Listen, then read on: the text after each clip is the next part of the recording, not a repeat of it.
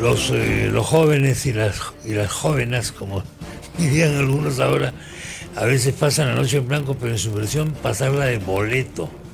Esto es que se amanecen, no para velar las armas, ¿no? Sino en una jarana, en una discoteca o lo que sea, y llegan de frente acá a trabajar. Acá no ocurre eso, pero digo, en muchos sitios ocurre. Ahora, otra forma de pasar la noche en blanco es tener problemas respiratorios, por ejemplo, que te impiden dormir, y tener apnea de sueño, que te obliga a roncar. Y entonces, en algunos casos, para evitar eso, se requiere cirugía, que tiene que ver con cirugía del pulmón, del tórax, de la tráquea y del sistema respiratorio. Y acá está un experto para que usted deje de tener noches en blanco por esas causas, entre otras cosas, que es el doctor Víctor Gómez Ponce, cirujano de pulmón y tórax de la Clínica Delgado. Doctor Víctor Gómez, ¿cómo está usted? Buenos días, estimado Muy Chema, es un buenos placer. días, ¿cómo le va? A veces no duermo por problemas con el pulmón y por la respiración. ¿Es Sí, muy común? efectivamente. Sí, ¿Es sí, muy sí. común eso? Hablando de eso, gracias por la invitación. Hay un tema que es bastante frecuente ahora, sobre todo por el problema de la pandemia y el COVID, que es la estenosis. En términos comunes, ¿qué significa estenosis? Estrechez de la tráquea. ¿Y por qué se produce esto? Vamos a poner un ejemplo. Me da una neumonía a mí y yo no puedo respirar solo y me tienen que colocar un tubo en la tráquea Así y es. colocar en una máquina que se llama ventilador mecánico. Sí. Eso dependerá cuánto tiempo esté con el tubo, 1 o 2 semanas, 3 semanas, un mes, 2 meses. Hasta que salgo de la neumonía, me curan aparentemente, me quitan el tubo y salgo y llego a mi casa. Sí. Al mes empiezo a tener cansancio, empiezo a tener tos y un ruido que se llama estridor, que es este. Y yo pienso que me ha reinfectado, me ha dado una neumonía o me ha dado cualquier otra cosa. De pronto me toman una tomografía que resulta que mi tráquea, que normalmente mide 2 centímetros de diámetro, mide ahora 3 milímetros de diámetro. Claro. Entonces se ha vuelto una especie de desfiladero pequeñito, y eso se llama estenosis traqueal. Es una secuela derivada de una intubación prolongada. ¿En quiénes se da esto? En 20 de cada 100 pacientes. O sea, yo puedo estar intubado, no me da, pues, el 80%. Pero sabe es bien. bastante. exacto. 20% es un Exacto. montón. Yo le cuento, querido Chema, en 21 años hemos operado más o menos en promedio 10 a 15 estenosis traqueales por año, en era pre-COVID. ¿Y Ahora, ahora? en COVID estamos operando en Con promedio tanto intubado, 80, con tanto- 80 pacientes al año. 80 pacientes. O sea, 4. 10 veces más. 10 veces más. 10 claro, veces más. 10 veces más. 10 veces más. Oiga, claro, cuando decimos que una persona está intubada, eso es una invasión violenta Sí, totalmente. a la tráquea. A la tráquea. La que sufre Sí, acá es entonces- la tráquea. Sí. Y bueno, a veces uno está intubado por una operación, Así es. que dura unas cuantas horas, pero siente el efecto después, Sí, generalmente a pesar de que ha sido horas nada más. perfecto, o sea, como uno sale con un dolor acá en la garganta, Sí. queda con una tos que dura algunos días o semanas, Sí. ¿no? Y a veces con un antiinflamatorio puede quedar bien. El problema es cuando uno está pues semanas, como es Claro. el caso del COVID, ¿ya? Y uno sale bien aparentemente. Entonces, eso tiene solución, esa estenosis tiene solución. Se hace una cirugía mínimamente invasiva, y le cuento, porque en realidad la Sí. hacemos muy bien como grupo, con un cortecito en el cuello. ¿Y qué hacemos? La parte estrecha la retiramos y unimos sano con sano. Ajá. Habitualmente el paciente entra hoy día a sala de operaciones y se va de alta el día de mañana. Sí. Tan rápidamente. Nuestro grupo sí hace eso. Wow. ¿Ya? Y el paciente queda sin problemas respiratorios, sin el estridor, y ya respirando, por lo menos puede dormir. Porque usted se imagina, como usted lo dijo antes, no poder dormir producto de que uno no puede respirar bien, Claro, es se aterrador. pasa la noche en blanco uno. Es aterrador. Además hay una fantasía. Piensas que te mueres. Sí, sí, sí, sí. La verdad es que piensas que te mueres. Sí, sí. Porque estás durmiendo y tienes ese problema, te despiertas por esa razón o estás en esa duermevela permanente. No se puede, no se que puede. dura segundos y es francamente aterrador. Es muy estresante.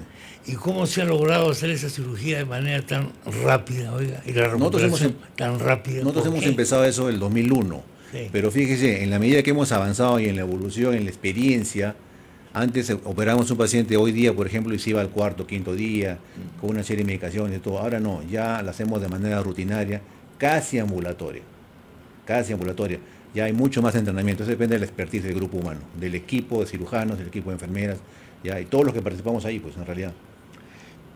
¿Cuándo es imprescindible entubar a una persona? ¿Cuándo ya no hay más remedio que ponerle el tubo? Cuando no puede respirar sola adecuadamente, y para eso se le mira la caja torácica y hay un esfuerzo terrible de esto, cuando empieza a desaturar, cuando hay un examen que se llama análisis de gas arterial y sale totalmente alterado, entonces ahí no queda otra cosa más que intubar. Análisis.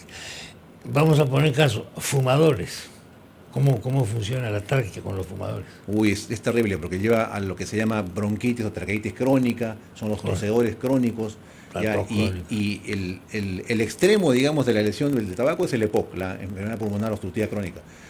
Uno toma una tomografía de estos pacientes y ¿qué tienen? En lugar de pulmón tienen globos, globos, y uno se asusta. Sí. Queda un 20-30% de pulmón y lo demás es globos. ¿Ya? O te hacen una prueba respiratoria y sale bajísima. Claro, bajísima. Bajísimo. Entonces casi estás en la zona roja. Sus volúmenes que manejan esos pacientes, cómo respiran, sí, son terribles. Y esos pacientes son limítrofes, a veces tienen como única alternativa ir al trasplante de pulmón. Pues. Trasplante de pulmón. ¿Y cómo estamos en materia de trasplante de pulmón en el Perú? El trasplante, el Hospital Guillermo Amenara, al cual yo pertenecí, fue el pionero, hicimos el primer trasplante del 2006. ¿Ya? Y de ahí se han hecho, en la época que yo estuve, como 14 más, ahora el grupo de trasplante del Almenara sigue trasplantando. Pero todavía son pocos los trasplantes que tenemos en el Perú. Por la cultura de donación que tenemos. Pues, la cultura de donación es horrible, es un espanto. Usted sabe, alguien se muere, es un espanto. Incluso con COVID, y queremos enterrarlo, queremos hacerle la ceremonia, el velatorio, todo eso. Sí, es una cosa, inclusive uno deja dicho en su DNI que quiere donar sus órganos. No es válido. Pero la familia no quiere. La familia no quiere, pues. No es válido. La dueña del cadáver es la familia, hablemos en estos términos. Sí. El cadáver como objeto de propiedad. Entonces es un espanto eso. Sí. El Estado, por ejemplo, brasilero, el gobierno brasileño hace muy bien una política de incentivo, de donación, como dando inclusive facilidades de pago para lo que es el velorio, el entierro, esas cosas, y inclusive monetariamente. De modo que Brasil ha crecido bastante en donación, en base a esa política. Acá no existe económicamente. Hay campañas, evidentemente los medios de comunicación, pero parece que son insuficientes. Sí, desde luego que sí. ¿Deberían estarse haciendo más trasplantes del pulmón como subproducto del COVID en este momento, de lo que estamos haciendo? Teóricamente sí. En la práctica, en el Perú, lo veo un poco difícil, pero en el mundo hay experiencia en pacientes que han tenido tanta destrucción pulmonar por el COVID que se está trasplantando sin problemas. Hablando de porcentajes y de gravedad, ¿qué porcentaje del pulmón es grave que se pierda? Depende. Bueno, todo, digamos, pero... Depende mucho, más depende de la capacidad de los parámetros de gases arteriales, oxígeno, CO2, de los parámetros ventilatorios, depende de muchos factores, como solamente mentiría si diría que la tomografía es lo que define. No, hay muchos parámetros más. Es de pensar que mientras haya un compromiso mayor del 50% de los pulmones nos preocupamos, ¿no? El COVID generalmente en los pacientes que están en UCI tiene 70, 80, 90% de compromiso. Sí. Pero también hay que recordar que ese 90% de daño pulmonar es reversible hasta casi totalmente, si el paciente tolera esa intubación y el proceso de estar en una clínica. Y en el caso de los fumadores, ¿qué grado hay de afectación pulmonar? Si hay enfermedad pulmonar obstructiva crónica, eso es irreversible. El daño ya está hecho. Eso es irreversible. Ya no hay nada. Si hay taquibronquitis, o sea, problema bronquial, traqueal, eso sí, uno deja de usar el cigarro y evidentemente eso queda ahí. Pero tampoco es que los años de lesión del cigarro también son irreversibles. Son también irreversibles. Sí. Mascarilla y respiración. La mascarilla, bueno, ya estamos todos hartos de la mascarilla, pero tenemos que seguir usando, parece por un buen tramo. Claro. Pero ¿cómo nos afecta eso a nuestra respiración normal, doctor? ¿Qué problemas puede derivarse del uso de la mascarilla? No, más que eso, un poco de retención de CO2, un poco de mareo, dolor de cabeza, que eso puede pasar, porque sobre todo cuando uno tiene unas máscaras bien impermeables. Yo respiro y el aire que lo boto me lo estoy aspirando nuevamente, con un poco de sueño, dolor de cabeza. Más que eso no. Pero es una cosa menor. Lo que pasa es que la mascarilla sí influye desde el punto de vista psicológico. Eso mismo. O sea, eso sí es pesado. Ir a trabajar y estar 8 o 10 horas con una máscara en cualquier trabajo es un horror. Es complicado. Oiga, el ejercicio que yo hago es caminar por el malecón. Sí. De cerca de acá. Es el ejercicio que yo hago. Yo camino bastante. Pero claro, es una tortura usar la mascarilla mientras camino. Es como una verdadera tortura. Yo siempre he puesto un ejemplo. Es desesperante. Es como ir, pongo un ejemplo, mi querido Chema, es como ir a la playa con buzo. Claro, pues. Estamos en la playa en enero con bus, o sea, No puedes, pues, no puedes. ¿No? eso es. Pero no hay forma de evitarlo. Por el momento no, hasta cuando todos estemos vacunados, como sucede en Estados Unidos. En Estados Unidos ya todo el mundo está libre, en Sí. algunos países de Europa ya la máscara no es indispensable. Cuando, Por lo menos en espacios abiertos ya muchos Sí, países sí, no sí, se está sí, usando sí, la mascarilla. Aunque en algunos casos ha habido rebrotes. ¿Ah? y van a haber Entonces, están rebrotes, van a haber debatiendo. rebrotes todavía años más. Están debatiendo si ha sido demasiado prematuro quitar la mascarilla, ¿no? Sí, es un tema medio complicado. Es como, por ejemplo, el pedir a los escolares que vayan a las clases. Todavía me parece que es algo un poco apresurado. La educación presencial que le llaman. Sí, pues, claro, unos podrán decir que quizás es lo mejor Es lo mejor, al sí, momento, pero un poco de cautela, ¿no? Para no hacer que haya una tercera, cuarta, quinta ola. O sea, todo se va a venir igual. La tercera ola se nos viene ya. Se viene la tercera Sí. ola. ¿Y esa tercera ola va a ser peor que las anteriores? ¿O va a ser más suave ya? Ojalá pudiera ser más suave, pero con esta nueva cepa, el Delta, que es más contagioso y todo eso, Esta famosa cepa de repente es más complicado. es más complicado. Porque en otros países ha llegado esta ola del Delta, pero parece que no ha sido tan grave. Pero acá tuvimos este caso en Arequipa, de esta señora de edad, parece que fue el primer caso que se detectó, por lo menos que llegó a la prensa, y parece que no estamos bien preparados para seguir el track, para seguir la huella, digamos, la pista de por dónde van esas personas, cuántos ha tenido, etcétera, y eso nos crea problemas. Eso es un problema desde Eso nos siempre. crea problemas. Es un problema desde siempre. Entrar a eso es entrar en un tema político. En cualquier epidemia. Claro, entrar a eso es un tema ya político, prefiero no hablar de eso. Eso es complicado. Prefiero no hablar pero ¿por qué político? No, o sea, lo que pasa es que la cabeza es la que tiene que ordenar todo. Ah, bueno, sí, claro. Y entonces claro. me refiero a que si no tenemos claro que la cabeza tiene que tener no, sí, no, todo el organigrama de cómo contener una pandemia, Claro. nunca la contenemos. Yo me acuerdo que salió el ministro a decir, tenemos un solo caso en Arequipa Sí. y lo contenemos. Y ya Sí. la Delta está acá. O sea, No, pero eso es una no cosa. hicimos nada. Entonces, eso es totalmente utópico decir que entonces- el caso está controlado porque hemos detectado una persona. ¿Y cuántas hay que no ha detectado? Porque jamás llegan a un hospital. digo, Hay gente que no llega a un hospital. Aún Ese- hoy día en el Perú hay gente que no llega a un hospital. es el clásico ejemplo del 100 pies. El pie de adelante le dice al de atrás, me vas a alcanzar, y el de atrás le dice, sí, algún día te va a alcanzar. Nunca lo va a alcanzar. Jamás lo va a alcanzar. Estamos en eso. Y tenemos postas médicas, hay que decir, tenemos postas médicas en muchas partes del Perú, pero no todas están equipadas pues, suficientemente para esto. Eso Entonces, es algo claro, que realmente, incluso en Lima, cuando uno va a un hospital nacional, sin decir el nombre, el paciente tiene CIS. sí, Mire, lo que estoy diciendo es un hospital general, grande. El paciente tiene CIS y lo van a operar, por ejemplo, a ver, de una hernia.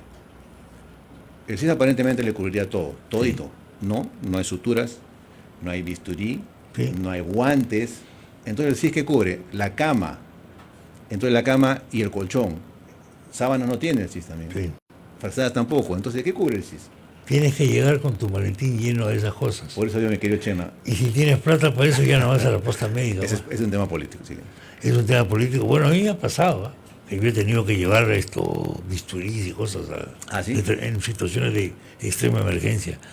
Pero también me he encontrado con postas médicas en lugares de provincias del Perú, con gente muy buena, Sí, claro. gente estupenda, gente que realmente uno no la valora adecuadamente desde Lima, personal de salud muy entregado, muy abnegado.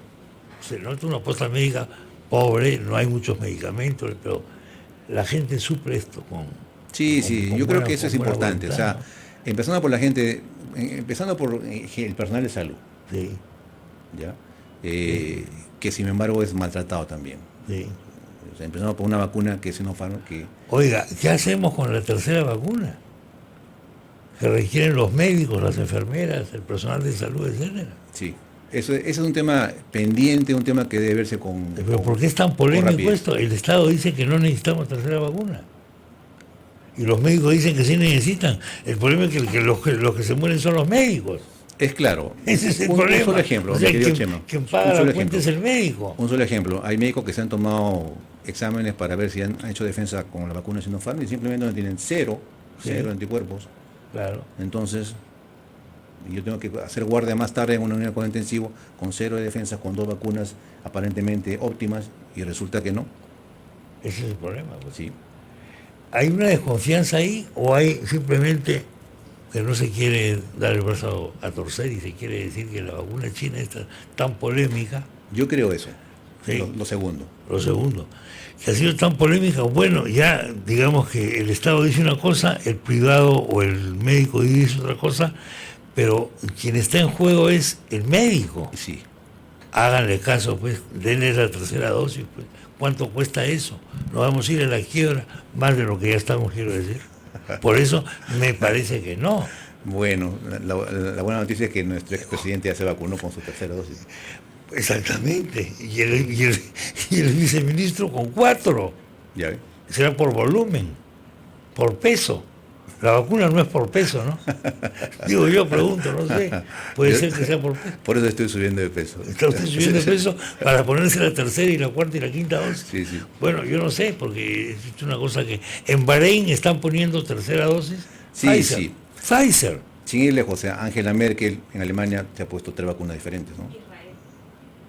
En Israel ayer hablamos O sea, sí, con esa persona de Israel que nos da sus despachos y también lo está explicando. Pero, no sé, a veces hay peruanos que se creen más inteligentes pues que el resto del mundo, ¿no? No sé por qué. Hungría también. ¿Ah? Hungría. En Hungría también. Bueno, nosotros somos más inteligentes que los húngaros, que los alemanes, que los balenitas, no sé cómo se llamará, bajerianos, o como se le llama. Ahora, tampoco es, cuando había todos estos comentarios contrarios a las vacunas chinas, que a un sector de la prensa se le acusó prácticamente de terrorismo biológico, se ponía el ejemplo de Bahrein como si Bahrein fuese pues el paraíso terrenal en materia de salud pública. Y perdón, no es el paraíso No. terrenal, no, para nada. que yo sepa, pudiendo serlo, porque la plata en Bahrein le sale a uno por las orejas. Es una Sí, cosa sí, sí, sí, por- definitivamente. Por el petróleo, ¿no? Es una potencia petrolera, un pequeño país además, que no ha de ser muy difícil de manejar, pero en fin, estas son las cosas. Bueno, entonces ya lo sabemos. No hay que tenerle miedo a la cirugía, No, de ninguna manera. porque es muy rápida y es de un día para otro. Soluciona problemas asombrado rápido. por eso. Yo siempre recuerdo que uno antes de hacerse una cirugía de vía aérea tiene que ir a un grupo afiatado, a un grupo experto realmente, que tenga experiencia. La experiencia hace eso y tenemos 21 años trabajando en esto. Muy bien. Doctor Víctor Gómez Ponce, muchas gracias por haber Muchas estado con gracias a usted, mi nosotros. querido Chema. Un gusto verlo nuevamente acá. por la Aquí televisión. estamos, doctor. Aquí estamos. Gracias.